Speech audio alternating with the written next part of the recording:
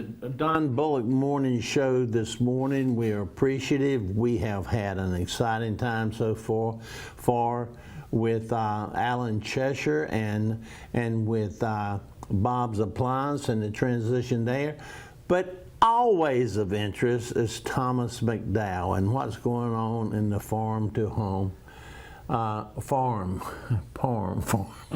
Anyway, Thomas, what's your topic this morning that you're going to chit-chat about? So, going to touch on a new program as part of the Inflation Reduction Act from a few years ago that was enacted. It's called the Medicare Negotiated Drug Program. It's probably not something most people have heard much about, but it affects a large percentage of the United States, especially folks on Medicare. It's directly centered around Medicare and drug cost. And so just to dive right in on that, there's, it's always a hot topic in the country and in politics as far as what drugs cost, the fact that they're often unaffordable for a lot of patients. Mm-hmm. We have some of the highest drug cost in the world.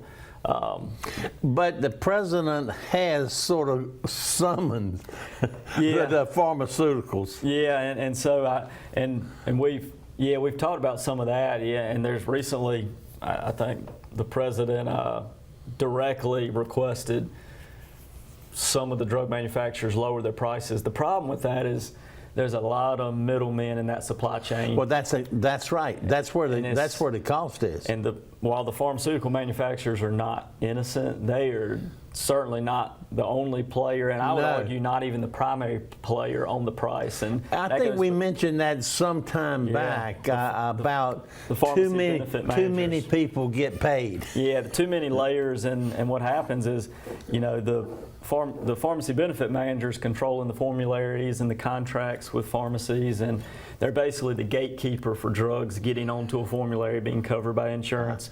And I do remember that. It's a pay-to-play situation, and so the manufacturers are having to pay a big rebate to the PBMs, and the PBMs are of equal or greater power as far as revenue and Fortune 25 lists. They're equally or more powerful than Big Pharma. How about that? And so they are saying, if you want your drug to be covered and therefore sold, because if it's expensive and not covered, nobody's going to get it. Mm-hmm. So do you want it on our formulary? Well, cut us a big rebate check. And so then Big Pharma, therefore, to maintain some of their... Isn't that sad? It's bad. To maintain their profits, they're going to increase the list price to account for the rebate. So anyway, that's some of the layers. So it's going to be tougher than I think people realize to bring these costs down. But this Medicare negotiated program is kind of the government's attempt to get involved, which is always messy and convoluted. Yeah, bureaucracy. They don't always understand the full gamut of it, but hopefully this is going to lead to some reduced costs for consumers. That's the hope. Well, it'll be interesting to hear. So there's about 10 drugs. There's 10 drugs that are going to be in this program. So it's only just 10? Just 10, and then 10 more, and 10 to 15 more in 2027. So the 10 drugs that the program applies to in 2026, Eliquis, Xarelto, and those are blood thinners, very commonly used for stroke prevention. And pretty expensive. Very expensive, usually 500 plus list price. Januvia, diabetes drug, Farxiga, diabetes drug, Jardiance, diabetes drug, Entresto, pretty new heart failure drug. Those are all, and then a few biosimilars used for some specialty autoimmune conditions. Also Fiasp and Novolog, which are insulins. These represent some of the top spend drugs. They're the highest, some of the higher cost drugs. They're the big advertisements that everybody hears about. Frequently used, high cost, and so what's happening is Medicare is going directly to the manufacturers and saying, we want to pay a lower cost for these drugs, because Medicare is paying for the cost of these drugs. And there's private insurers and companies facilitating the benefit for the drugs, but Medicare is on the hook for the cost, basically. And so Medicare is going to the pharmaceutical companies and negotiating a lower price for the drugs. And so what that is hopefully going to lead to is reduced copays at the pharmacy counter, more affordable costs for those drugs, because the price of them is just almost being forced down by the government, which is interesting that was even able to get into law, because it seems, you know, I think there's an argument there from the manufacturers. They're pretty upset about it because you're forcing their price down. But obviously, they're still making a lot of money. But we are also looking at more drugs being manufactured here in this country. Isn't that correct? Yeah, hopefully. And that's. I mean, having it in India and places like that isn't necessarily the best. China. No, the active ingredients for a lot of these drugs are made in the overseas, and then kind of the final process happens in the United States. But it'll be nice if we could be self-sustained. I think that's area. on the agenda. And so that it would help supply chain issues, would help you know, boost our economy with more jobs. So I think that would be a great thing if we could figure that out. But you know, this is going to be I think a situation where on Medicare folks will see lower cost on these drugs, because right now, well, that's encouraging. Eliquis, somebody might be paying 25% of the cost is what a lot of Medicare plans require, and that's big, 100 plus a month. And understand, there are a lot of people on fixed incomes where their Social Security, because they grew up on the farm or they grew up on textiles, and that, you know, they're getting $600-800 a month or $1,000 a month, and they can't afford it. I mean, understand, not if and utilities, they're having to choose between food and medicine. Yeah. We see that a lot. And I mean, I hear about it, and I'm in a business that I see it. And so hopefully this will help a lot of seniors.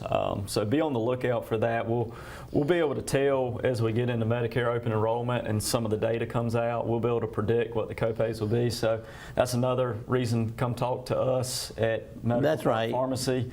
We offer Medicare reviews and consultations. Knowledge, I told you, being stupid is not tough. good.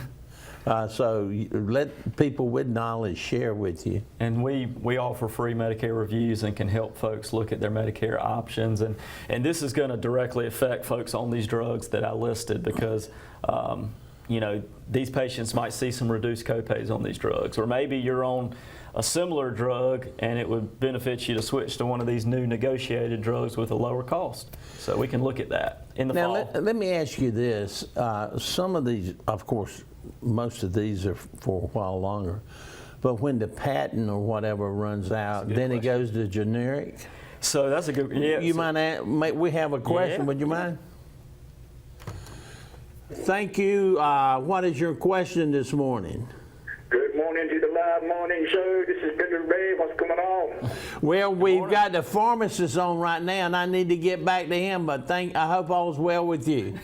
Everything is okay, 99, 100%. Okay. Well, we had a happy customer. Yeah, that's always good. So that's a great question. So these drugs were originally designed to be, they picked single source drugs that were brand only at the time when they picked them, and this was in the past.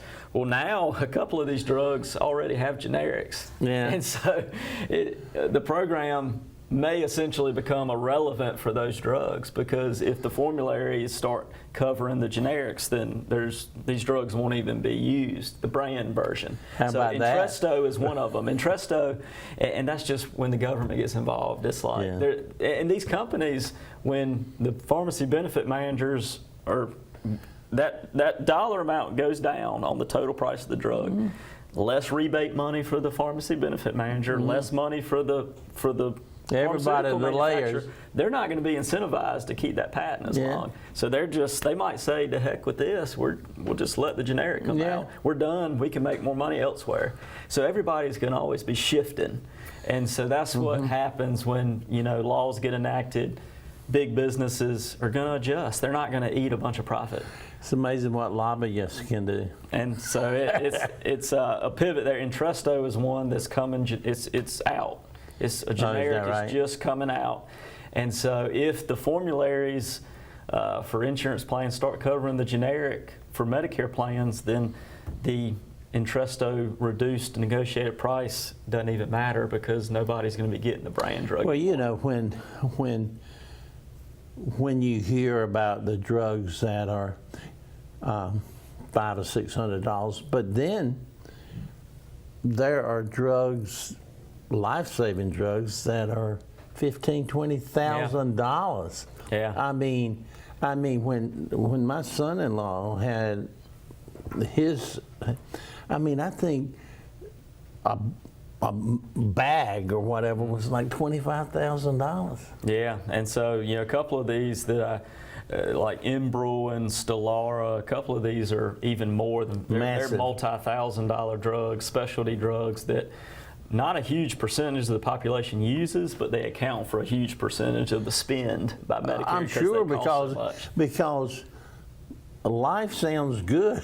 Yeah, and if the manufacturer creates a good life-saving drug, they'll charge for it, and you can understand why they need to make some profit because there's a lot of investment in there, but it's gotten a little out of hand when our country pays the most for drugs, and we're That's right, and Trump has made that perfectly clear. And he's really emphasized his desire for some most favored nation pricing because we're paying higher. Our costs are higher than like European country costs for the same drug, and we're essentially the United States is subsidizing the lower cost drugs for the rest of the world by sucking all the money out of the United States and giving huge discounts to other countries, which is not really right for our consumers. And a lot of these companies are United States-based companies. Some of them are in Europe, so they might not care as much about the United States. But the United States is usually the biggest customer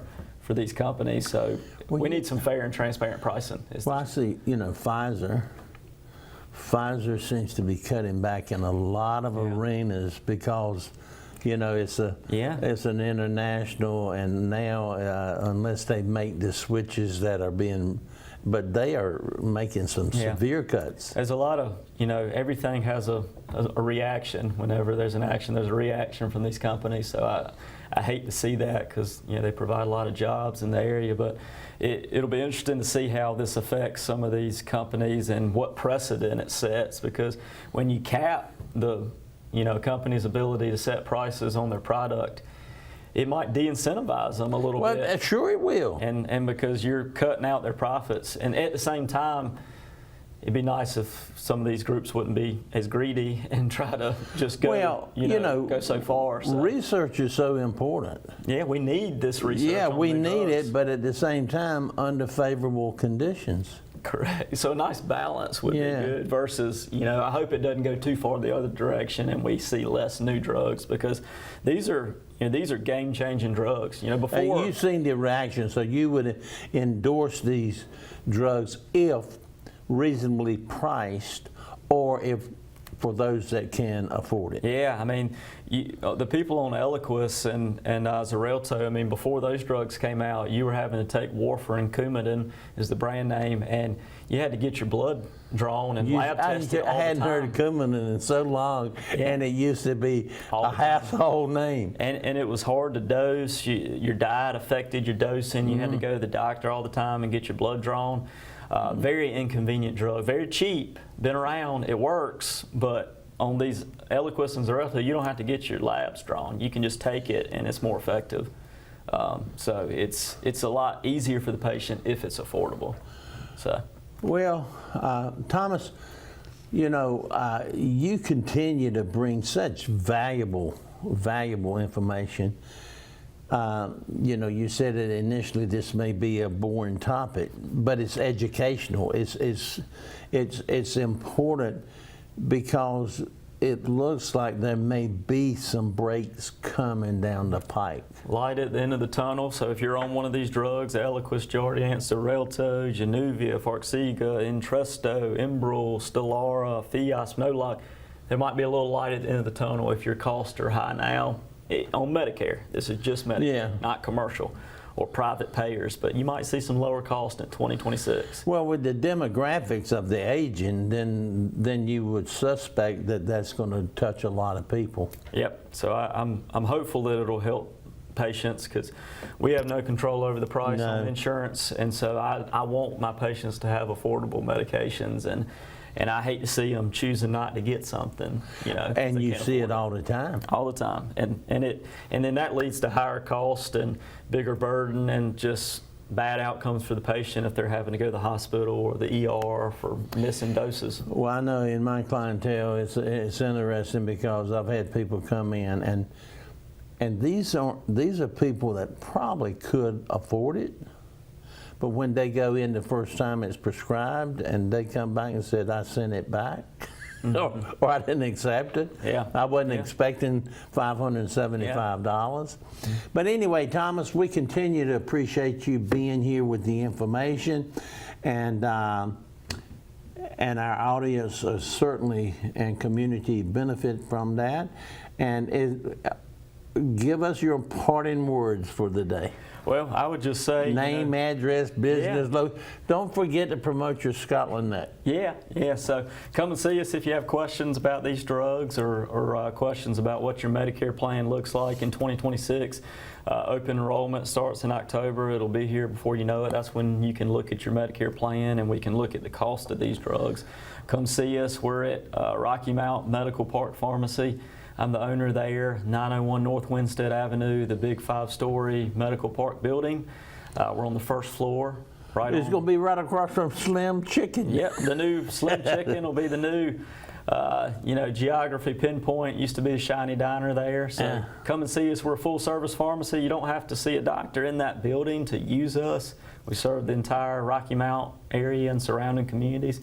Also own McDowell's Pharmacy in Scotland Neck. If you're in that area, we deliver across Nash and Edgecombe, Martin, Halifax, different counties with our adherence packaging program, our med management program, and we'd love to help you. We offer free delivery. So our number for Medical Park Pharmacy is on the screen, 252-443-7979. We'd love to serve you. We can help you transfer your medications, your prescriptions over to us. You don't have to lift a finger.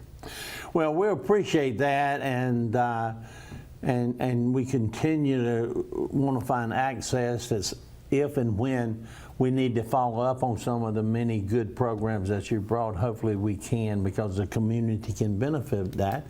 And with that, we say week after next, we'll see you again, unless you're at a meeting.